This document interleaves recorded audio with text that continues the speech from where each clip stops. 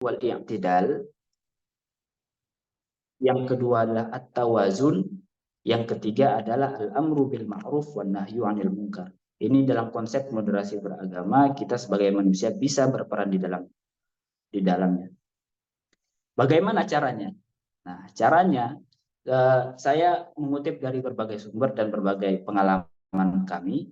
Itu yang pertama, sebagai mahasiswa kita harus belajar dari sumber-sumber yang otoritatif.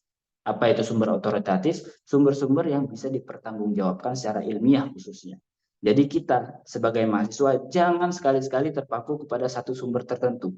Karena ketika kita sebagai mahasiswa, manusia akademik, manusia ilmiah, terpaku pada satu sumber tertentu, maka itu kita sudah mencederai nama kita, kewajiban kita sebagai pencari ilmu. Namanya dalam bahasa Arab, mahasiswa itu at-talib, at-talib al-bahid.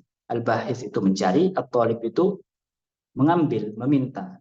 Jadi kita selain meminta ilmu, kita juga mencari ilmu. Karena ilmu itu luas, tidak terpaku kepada satu konsep tertentu. Maka itu kita sebagai mahasiswa harus belajar dari sumber-sumber otoritatif yang tidak terpaku kepada satu sumber tertentu, sehingga kita bisa mengasah bagaimana cara kita berpikir, bagaimana cara kita mengonsepkan sebuah permasalahan sehingga sebuah permasalahan ini bisa ditemukan solusinya. Yang kedua, klarifikasi setiap ada informasi yang kita terima. Ini adalah konsep tabayyun dalam Islam. Jadi ketika kita bisa bertabayun, tidak seperti konsep klarifikasi yang terjadi pada zaman sekarang ya. Zaman sekarang khususnya di media sosial itu banyak sekali klarifikasi yang diadakan hanya setelah permasalahan terjadi. Kita sebagai mahasiswa insan akademik tidak boleh berlaku seperti itu karena kita harus menghindari terjadinya masalah dengan konsep klarifikasi atau tabayun sebelum masalah itu terjadi. Jadi ketika ada permasalahan, kita sudah tahu dari sebelumnya karena kita sudah studi. Jika kita melakukan A, maka masalah A akan terjadi. Bagaimana caranya? Kita klarifikasi di tengahnya supaya masalah itu tidak terjadi. Nah, itu adalah bagaimana mahasiswa atau insan akademik menyelesaikan masalah. Kemudian, tidak memproduksi atau mereproduksi berita-berita bohong atau hoax. Nah, ini sangat penting karena kita mempunyai kewajiban dan mempunyai tanggung jawab untuk membina masyarakat sehingga masyarakat ini bisa menjadi masyarakat yang lebih beragama, yang bisa menjadi masyarakat yang lebih santun, bisa menjadi masyarakat yang lebih terpelajar. Hoax ini sudah menjadi momok bagi masyarakat kita khususnya pada era media sosial. Saya cukup aktif di media sosial dan saya cukup resah dengan bagaimana berita-berita hoax terus bersebaran. Khususnya ini kita sebagai mahasiswa harus punya mata, punya telinga terhadap tahun-tahun politik ini. Akan banyak hoax yang bertebaran nanti sebelum tahun 2024, khususnya pada mendekati pemilihan nanti. Kita sebagai mahasiswa mempunyai tugas untuk menahan diri dan mempertahankan berita-berita yang benar dari berita-berita bohong atau hoax. Kemudian silaturahim dan silatul fikri. Silaturahim itu adalah bagaimana kita menyambung tali persaudaraan dengan teman-teman kita, dengan para tetangga, dengan para saudara. Dan silatul fikri itu menyambungkan pemikiran antara kita dengan orang-orang lain. Sehingga kita bisa meluaskan wawasan kita. Seperti misalkan saya di Maroko ini, saya S1 dan S2 di Maroko. Ketika hari ini saya bertemu dengan teman-teman di Diklatim, maka saya bersilatul fikri dan silaturahim dengan teman-teman di UIN. Saya berorganisasi di PPI Dunia, maka saya bersilaturahim dan silatul fikri dengan teman-teman yang ber-PPI di seluruh dunia. Saya format, maka saya ini bersilaturahim dan silatul fikri dengan teman-teman majelis perwakilan format yang ada di seluruh paguyuban di Indonesia dan di seluruh dunia. Ini yang perlu kita tanamkan dan perlu kita jadikan catatan bahwasanya berorganisasi itu tidak hanya urusan program kerja, tidak hanya urusan musyawarah besar, tidak hanya urusan musyawarah cabang, tapi adalah silaturahim dan silatul fikri. Maka dari itu dalam poin yang kali ini saya mengajak teman-teman untuk selalu aktif berorganisasi, baik organisasi kampus maupun organisasi luar kampus. Karena disitulah di mana kita dilatih untuk silaturahim dan silatul fikri. Satu poin terakhir yaitu menginisiasi kegiatan positif di tengah masyarakat sebagai mahasiswa yang punya kewajiban dan punya tanggung jawab akademik di dunia bermasyarakat.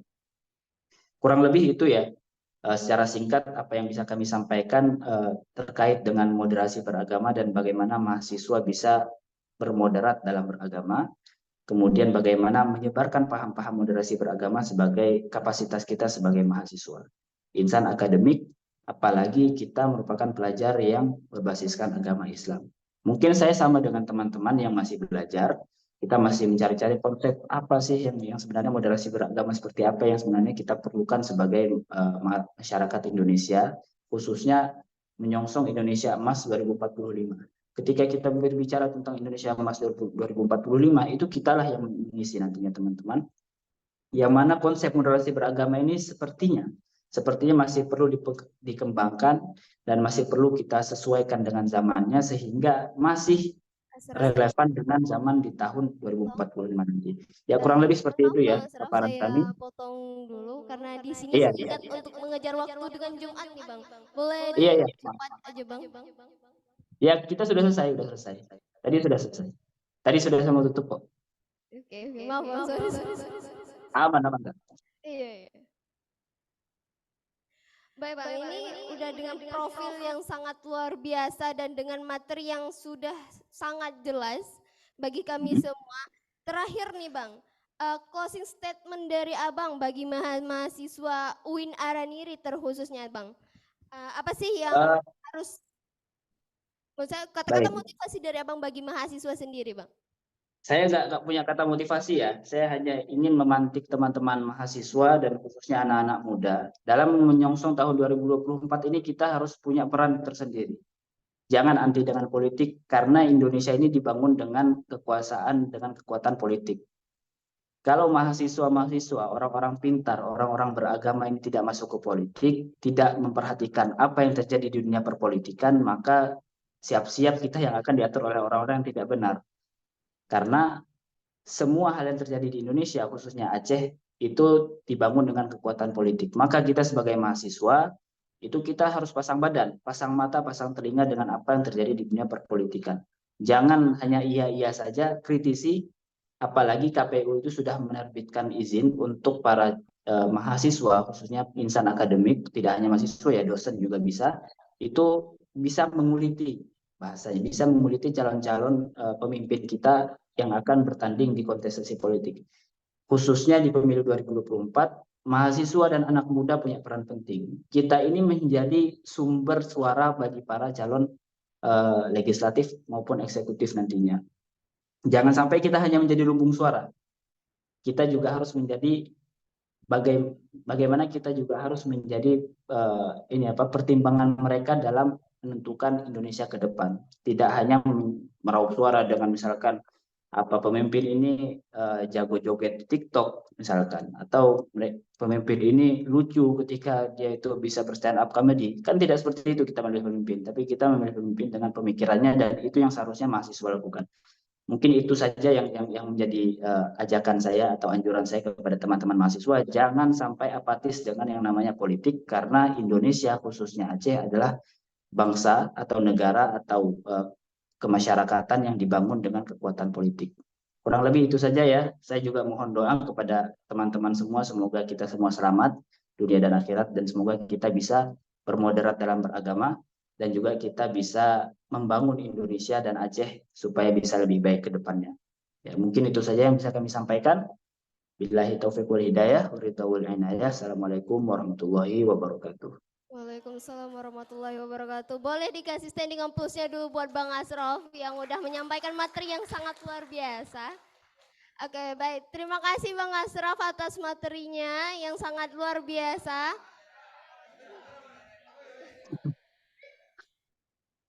Ada Yalil aja ya. Mungkin kami persilakan dan kami perkenankan. Ada kesibukan lain mungkin Bang, kami persilakan untuk live dari Zoom-nya. Iya. Terima Terima kasih kasih Bang banyak ya. Asraf sekali lagi.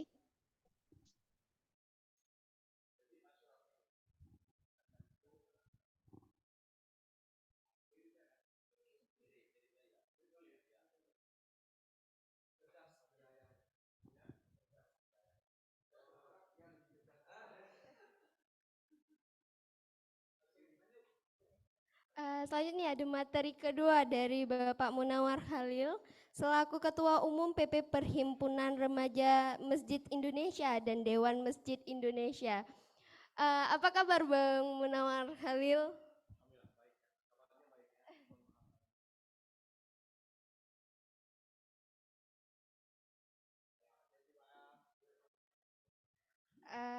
Mungkin boleh perkenalan diri singkat bahkan detail boleh juga Bang untuk kami di sini agar mengenal lebih dekat bagaimana Abang.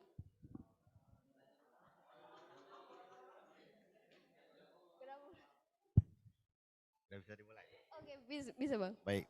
Bismillahirrahmanirrahim. Assalamualaikum warahmatullahi wabarakatuh. Waalaikumsalam warahmatullahi wabarakatuh.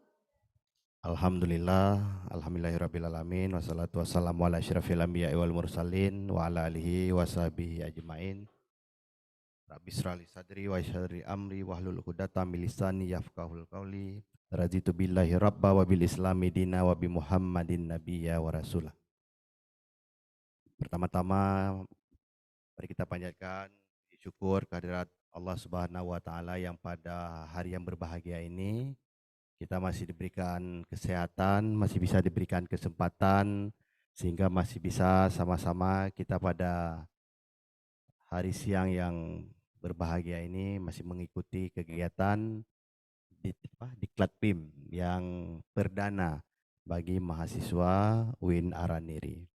Kemudian juga selawat dan salam kepada baginda besar Nabi Muhammad SAW yang saya hormati. Yang pertama-tama para pimpinan Universitas UIN Araniri, barangkali walaupun tidak ada Pak Rektor, ada pengurus petugas dan lain sebagainya. Kemudian juga yang saya hormati kepada para panitia penyelenggara kegiatan pada hari yang berbahagia ini, kepada Ibu Moderator, dan juga yang sangat-sangat saya banggakan kepada seluruh peserta, adik-adik, abang-abang, kakak-kakak yang saya banggakan. Ada yang lebih tua dari saya? Baik, padahal saya belum mengenal ini siapa, tapi saya diminta untuk memperkenalkan diri, nggak apa-apa. Yang pertama, saya harus mulai dari mana? Yang pertama, khawatir waktu nggak cukup. Saya persingkat aja ya. Yang pertama saya juga mohon maaf karena mungkin sedikit telat, karena saya pikir di jadwal saya itu jam 3 sore harusnya ya. Jadi kebetulan tadi malam masih jam 8 malam masih di Langsa saya. Kemudian singgah di ID, singgah di Panton, singgah di Lusmoy, tadi lebih kurang jam 10 pas tiba di Banda Aceh. Jam 11 lewat dikit tiba di UIN ya. Ya karena persiapan dulu lah kan, ganti baju dan lain sebagainya. Jadi adik sekalian, saya Munawar Khalil, seperti gambar yang ada di neon ini. Kemudian asal saya dari Panten Labu. Ada yang dari Panten Labu? Panten Labu. Ada yang dari Aceh Utara? Aceh Utara. Los Sumawi? Nggak ada. Dia ada Panten Labu, ada Aceh Utara. Ada yang mewakili tempat saya ya. Saya asli dari Panten Labu. Dulu kuliah di tetangganya teman-teman, yaitu di USK. Bukan Unsyah lagi sekarang katanya, USK. Ya, walaupun saya juga masih sering nyebutnya Unsyah gitu. Jadi saya dulu kuliah di PISIP USK, masuk 2010, selesai 2016 kalau saya tidak salah ya. Nah, kemudian setelah dari USK saya lanjut S2 di Universitas Nasional. Udah 2 kali kuliah S2, yang pertama gagal, yang kedua ini hampir gagal juga. Tapi paling tidak yang kedua ini mulai kita selamatkan lah. Jangan sampai kuliah lagi dari semester 1 ya.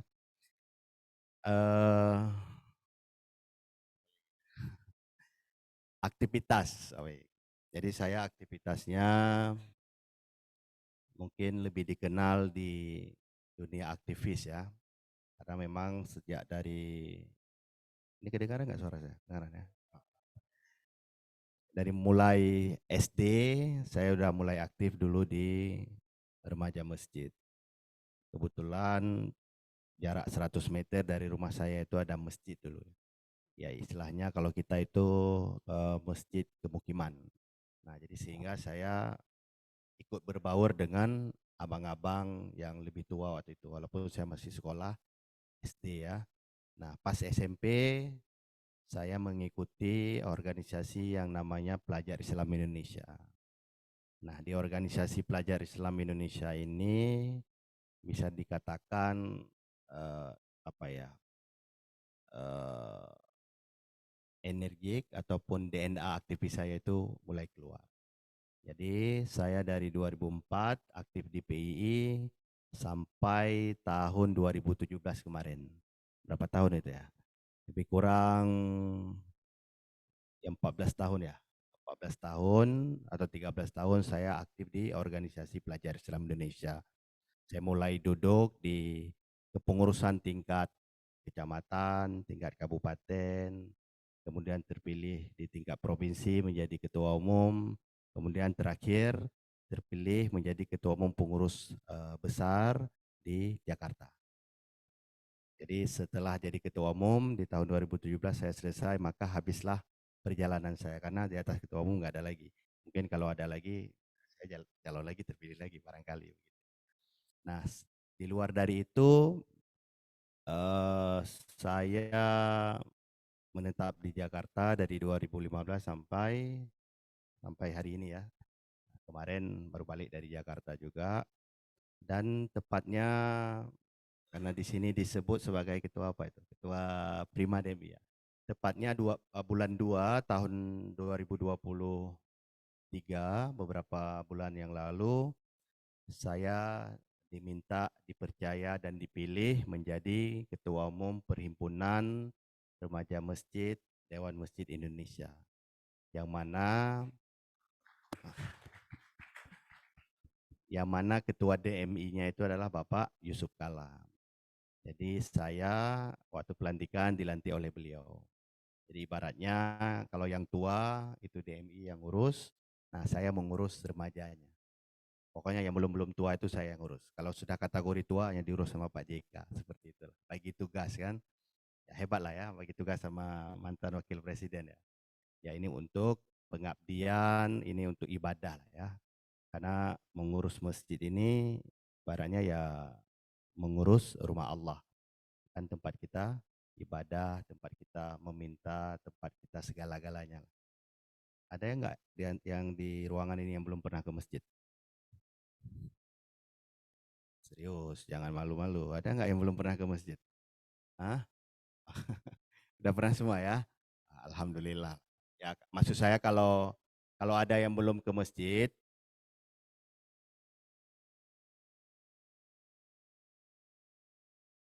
kalau yang cewek buat lihat-lihat aja kan gitu ya. Atau paling tidak salat zuhur aja kan. Baik, adik-adik sekalian, itu aktivitas saya di organisasi ya. Jadi sekali terlahir di organisasi, barangkali selamanya akan di organisasi. Tapi di balik dari organisasi itu juga kita harus menjalankan ataupun harus melakukan kewajiban-kewajiban individual kita juga. Dalam artian ya kita juga harus punya pendapatan, harus bekerja. Jadi jangan merasa aktivis nggak perlu pekerjaan, jadi pengangguran. Jadi nggak seperti itu. Nah, jadi jadi aktivis itu bagian daripada hobi ataupun ada yang bilang bagian daripada pekerjaan, itu salah. Kenapa? Karena aktivis itu nggak pernah dibayar. Jadi aktivis itu nggak ada yang gaji gitu. Itu hanya ya pengabdian, atau kalau saya mungkin sekarang udah jadi hobi gitu. Jadi kalau nggak berorganisasi rasanya kayak hampa gitu atau apa gitu ya.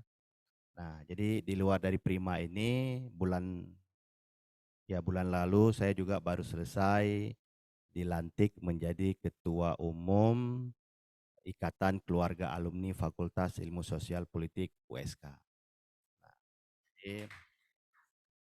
jadi bisa dibilang ya lumayan banyak lah. Ya kalau mau nengok profil saya nanti barangkali di Google banyak ya.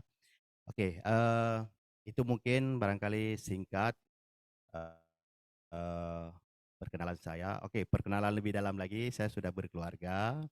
Kebetulan istri dari Pekanbaru.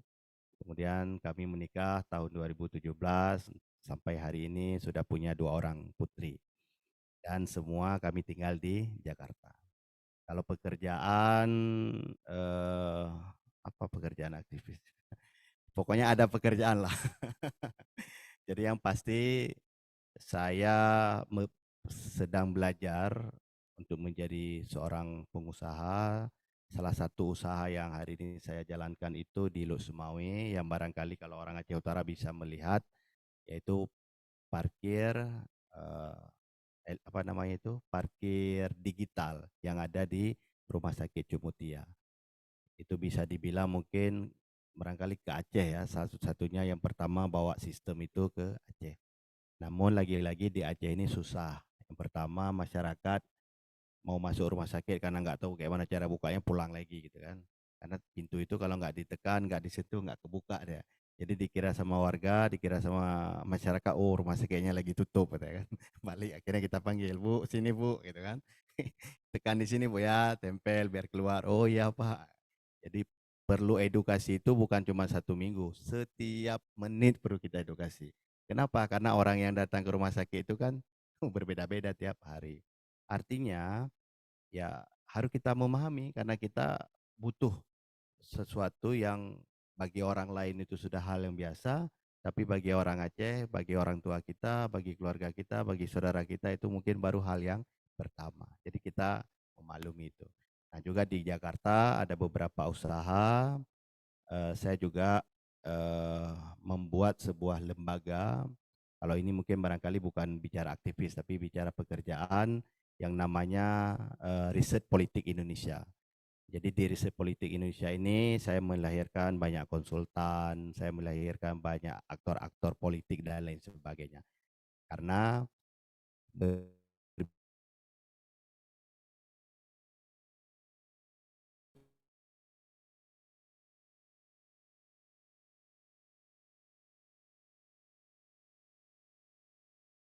mahasiswa lulusan lembaga konsultan sebagainya. Baik, kira-kira ada yang terlewatkan untuk perkenalan dulu? Oke ya. Sudah cukup lengkap Baik. dan luar biasa. Kemudian langsung kita masuk ke aja materi ya. kali Baik, Bu. saya dikasih materi apa materi ya? Sebenarnya materi ini sih sudah materi yang biasa gitu. Bahkan saya yakini bahwa teman-teman adik-adik di ruangan ini juga sering mendengar ya apa namanya pemuda, agen perubahan dan lain sebagainya gitu kan. Loh ini yang menjadi pertanyaan ini agennya siapa, yang berubahnya juga siapa gitu ya. Baik, adik-adik sekalian, kenapa selalu disebut bahwa pemuda itu adalah agen of change atau agen perubahan? Kenapa? Kenapa nggak disebut orang tua? Kenapa nggak disebut anak-anak? Kenapa levelnya itu selalu di pemuda? Kenapa masalah itu selalu lari ke kita gitu? Ya kan? Kenapa nggak anak-anak aja yang dibebani itu? Atau kenapa nggak ke orang tua gitu? Tahu kenapa? Oke. Pemuda itu usia yang produktif. Ada lagi?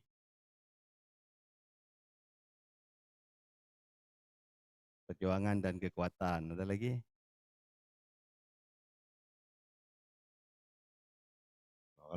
Kalau anak-anak nggak fresh otaknya. Oke, baik. Yang paling penting, paling pasti pemuda itulah transformasi menengah. Jadi anak muda itu tidak anak-anak, anak muda itu juga tidak orang tua, tidak bapak-bapak. Maka oleh sebab itu, anak muda ini berada di tengah-tengah yang menentukan apakah dia hancur, apakah dia itu membawa sebuah perubahan. Artinya sebuah perubahan itu, ya perubahan itu jangan salah, perubahan itu bisa perubahan itu dari baik menjadi jelek, bisa juga perubahan itu dari jelek menjadi baik. Jadi jangan Anda merasa sombong, wah kami anak muda akan membawa perubahan menjadi baik. Belum tentu. Kenapa? Anda bisa lihat hari ini. Kita lihat dari mana? Dari efektivitasnya anak muda. Bagaimana cara melihat efektivitasnya anak muda ketika anak muda ini berada di sesuatu tempat yang harusnya dia menunjukkan skillnya yang tadi disampaikan.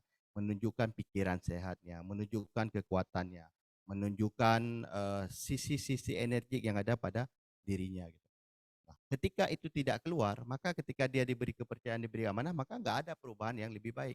Malah bisa jadi sebelumnya baik, ketika dia diberi kepercayaan menjadi lebih parah. Nah, sekarang bicara Aceh ya. Siapa hari ini anak muda Aceh yang menurut teman-teman yang harus kita banggakan, ya kan? Atau anak muda Aceh ini yang harus kita persiapkan bahwa ini orangnya yang akan menjadi agen perubahan buat kita, buat generasi adik-adik selanjutnya di bawah kita, dan seterusnya di bawah kita lagi. Oh ada bang, kayak orang tua kita bilang kan, udahlah nah nggak usah sekolah katanya. Kenapa? Kepala desa udah ada orang katanya, ya kan? Bu guru udah ada orang, ya kan? Camat udah ada orang katanya. Betul nggak? Pernah dengar nggak begitu? Kenapa? Ya di saat orang tua kita melihat itu memang saat itu lagi ada camat ada, kepala desa ada, yang jadi kepala sekolah ada gitu kan. Nah pertanyaan kita, kalau mereka nanti sudah tiada, kalau mereka nanti sudah meninggal, siapa yang menggantikan mereka? Jadi oleh sebab itu maka kita perlu belajar, perlu sekolah dan nah, saya persempit aja konteksnya itu dalam hal apa ya, dalam hal diri kita gitu ya. Nah, saya mau tanya begini. Apakah teman-teman dituntut untuk sekolah, untuk kuliah itu untuk menjadi guru ataupun untuk menjadi dosen atau untuk menjadi pekerja atau untuk menjadi bos? Semua ada di dalam situ. Yang menentukan itu apa? Ya kita. Kita yang menentukan kita ini setelah kuliah mau jadi mau jadi pekerja, mau jadi pembuka lapangan kerja, siapa kita? Jadi bukan dosen, bukan Pak Rektor, bukan orang tua kita di rumah. Kalau enggak, semua kita sama. Kalau semua jadi PNS, oh kita PNS semua, enggak ada polisi. Ya kan? Kalau semua jadi polisi, enggak ada yang jadi TNI. Kalau semua TNI, enggak ada yang jadi dan lain sebagainya. Jadi poinnya itu adalah di kita. Tapi kembali kepada persoalan materi saya tadi adalah pemuda ini adalah agen perubahan. Nah, lantas kita coba refleksi sedikit. Seperti pertanyaan saya tadi, siapa anak muda Aceh menurut adik-adik hari ini yang harus dibanggakan? Siapa anak muda Aceh yang menurut adik-adik hari ini yang harus dipersiapkan? Atau berapa banyak anak muda Aceh itu yang harus dipersiapkan? Jadi juga jangan hari ini berpikir bahwa oh nggak perlu lagi kita, udah ada siapa misalnya, udah ada Bang Munawar. Enggak, saya juga saat suatu ketika akan habis. Oh nggak perlu lagi kita, udah ada Bang Nezar. Suatu saat Bang Nezar ini juga akan habis. Oh ada Bang siapa ketua HIPMI dan Resha dan lain sebagainya. Suatu saat mereka juga akan habis. Lantas bagaimana Anda-Anda yang ada di ruangan ini bisa nggak mengisi ruangan seperti mereka hari ini? Apa yang Anda harus siapkan? Jadi jangan hari ini Anda hanya punya mata untuk menonton, melihat saja. Tapi apa hari ini langkah-langkah ataupun strategi apa yang hari ini Anda harus pikirkan? Mohon maaf sekali lagi, Anda tidak akan dilahirkan ataupun tidak akan menjadi orang yang sama. Jadi jangan berpikir bahwa oh keluar dari UIN jadi anggota DPR. Kalau begitu meludak itu bukan 500 orang, ribuan orang anggota DPR. Kalau Anda merasakan seperti itu. Oh lulusan UIN Araniri semua jadi PNS, maka nggak ada lagi nih semua. Nggak seperti itu adik-adik sekalian. Jadi Anda ketika keluar dari pintu itu harus mempersiapkan. Kenapa hari ini banyak kita gagal? Karena Anda mempersiapkan itu setelah keluar dari pintu. Anda tidak mempersiapkan itu ketika berada di dalam ruang, di dalam pintu, di belakang pintu. Ketika Anda buka pintu, Anda mau keluar itu sudah ada tujuannya. Itu yang membuat hari ini kita, khususnya anak muda Aceh ini adalah ketinggalan jauh. Jadi kalau hari ini, kalau bukan hari ini, kalau dulu kita sering mendengar orang pepatah orang tua bilang adalah wate kayak berangkat kapai baru apa? Tahu nggak? Baru pula lada katanya. Pernah dengar nggak itu? Kapai kayak berangkat dia baru pula lada. Artinya apa? Harusnya pohon lada itu maksudnya bagian pertanian dan sebagainya itu jauh hari kita siapkan. Bukan saat orang sudah panen, orang sudah kaya kita baru terbangun. Dulu waktu diajak bareng-bareng, nggak mau ngapain kita tanam itu, nggak ada yang beli, nggak ada harga dan lain sebagainya. Begitu juga kita anak muda, begitu juga kita mahasiswa. Kebanyakan mahasiswa itu baru dia cerdas berpikir itu setelah dia nggak kuliah, kan lucu. Harusnya ketika dia sedang berkuliah, ketika dia masih beradaptasi dengan teman-temannya, masih ada seorang dosen, seorang guru yang membimbingnya, di situ sebuah kecerdasan harus dikeluarkan. Jangan ketika sudah keluar dari kuliah, nggak ada aktivitas lagi, bingung duduk di rumah, bingung duduk di warung, baru berpikir, ini saya harus kemana ya? Ini yang menjadi persoalan paling besar. Jangan lagi berbicara hari ini Anda atau kita anak muda Aceh ini untuk bertaruh ke level yang lebih tinggi. Level yang lebih tinggi apa? Kalau hari ini Anda di Jakarta, Anda harus berani hijrah ke Medan. Anda siap nggak hijrah ke Jakarta? Atau seperti teman kita tadi, mampu dan berani dia kuliah ke luar negeri. Itu berani kita lakukan kalau kita punya persiapan yang siap. Nah, kembali lagi persoalan agen perubahan dan agen perubahan. Saya selalu menanya, ini agennya siapa, yang berubahnya siapa? Karena nggak kelihatan, nggak ada orang itu. Apa penyebabnya? Apa faktor? Jadi adik-adik hari ini, mumpung ini acara adalah diklat, Anda ini adalah orang-orang yang terpilih ataupun orang yang dipilih. Jadi jangan sia-siakan. Jadi jangan anggap bahwa kegiatan ini hanya sebatas formalitas atau hanya menganggap biar nanti pulang dapat piagam, dapat penghargaan ataupun dapat sertifikat. Salah. Anda sudah berapa hari di sini? 3. Nah, 3 hari Anda berada di sini itu Anda harus punya kesimpulan masing-masing. Dengan berbagai macam pemateri, dengan siapapun yang sudah menyampaikan pengalaman dan lain sebagainya, Anda harus mereviewnya itu mau jadi apa. Yang pasti ingin saya sampaikan bahwa kita, walaupun saya hari ini mungkin lebih senior dari teman-teman, bahwa saya juga memproyeksikan itu. Bahwa hari ini nggak ada orang yang mau kita banggakan itu. Ya syukurlah habis Pak Sofyan Jalil kemarin ada Bang Nezar jadi menteri kalau di tingkat nasional.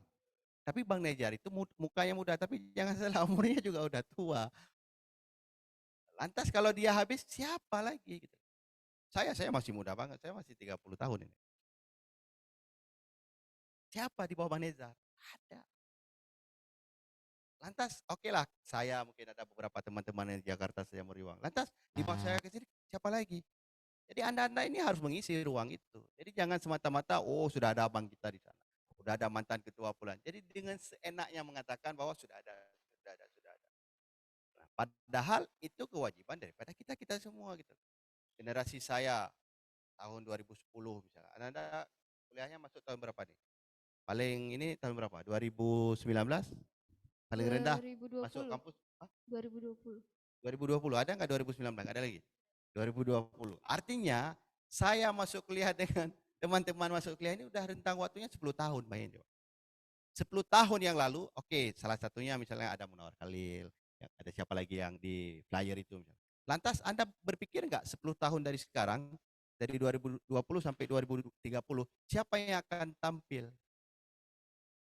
Jadi jangan berpikir bahwa ada nanti di tetangga sebelah, ada nanti di Lok Sumawe. Jangan. Anda harus berpikir bahwa dari hari ini, berapa orang Anda di sini? Anda di antara Anda ini harus berani. Loh, gimana Bang? Kita ini kan cuma kuliah di UINARAN ini, kita ini hanya tinggal di Banda Aceh. Bagaimana kita biar tampil di tingkat nasional? Bagaimana kita bisa dikenal di dunia? Kita dikenal oleh banyak orang. Ya kalau Anda hanya kuliah dan pulang ke rumah tidur, ya nggak akan dikenal orang. Lantas apa poin pertamanya? Menurut saya yang harus teman-teman pikirkan hari inilah peluangnya. Yang kejar peluangnya seperti apa? Hari ini introspeksi diri Anda bahwa Anda ini siapa sih di depan kaca? Pernah nggak nengok kaca? Pernah nggak bertanya di depan kaca, saya ini siapa? Anda pernah nggak bayangkan saya waktu dulu biar mental saya bisa bicara begini, di mana saya bicara? Tahu nggak di mana? Nggak di kaca, di hutan, di kebun. Ambil satu kayu ada pohon pisang, ada pohon macam-macam segala macam. Orasi saya di situ. Saya nggak ada yang dengar. Salah, ulang lagi.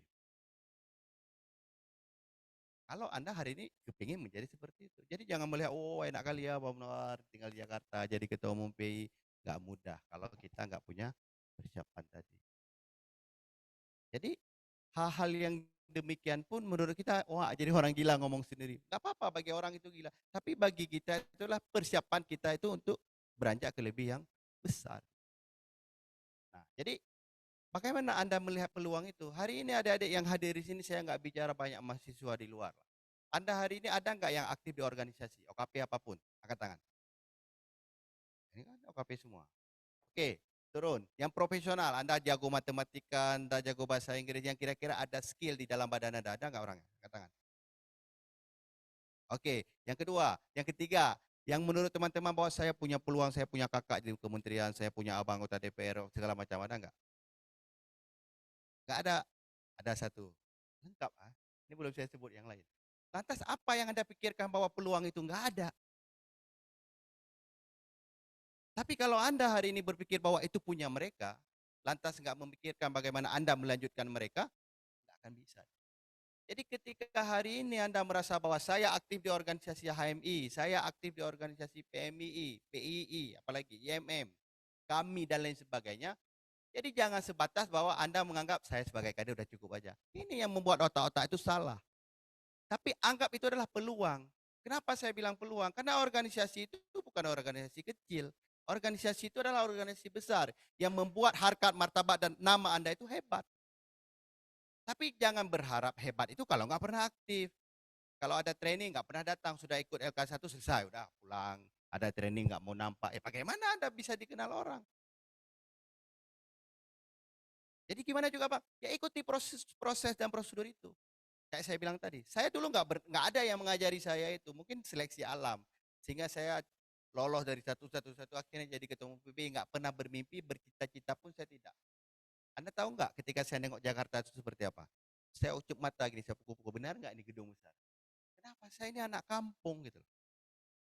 Yang ke Banda Aceh itu karena kuliah gitu loh. Kalau nggak kuliah pun masih di Pantai Labu, di tempat Cerapewut saya nih, itulah. Loh ini cerita real saya. Saya nengok Jakarta pertama kali, saya ucup mata ini. Kenapa? Biasa kita waktu saya masih kecil tuh, TV masih TV hitam putih, belum ada LED dan lain sebagainya. Masih gambar Jakarta, nonton film Sidul gitu kan. Nah, Sidul anak Betawi gitu. Kan tiap hari kan gedung Jakarta ini sorot, ya betul nggak? Keaktif, apa istilahnya, kehidupan sehari-harinya Jakarta. Lantas kita berada di situ, bayangin coba. Pernah termimpi saya bahwa waktu nonton TV dulu saya akan berdiri di sana, misalnya akan nengok Monas, akan nengok apa dan lain sebagainya. Jadi ketika saya melihat itu, saya ucap mata, mukul-mukul ini, mimpi atau bukan ini? Tapi ketika saya meyakini dan saya dulu berbuat dan saya mengikuti prosedur dan proses yang ada,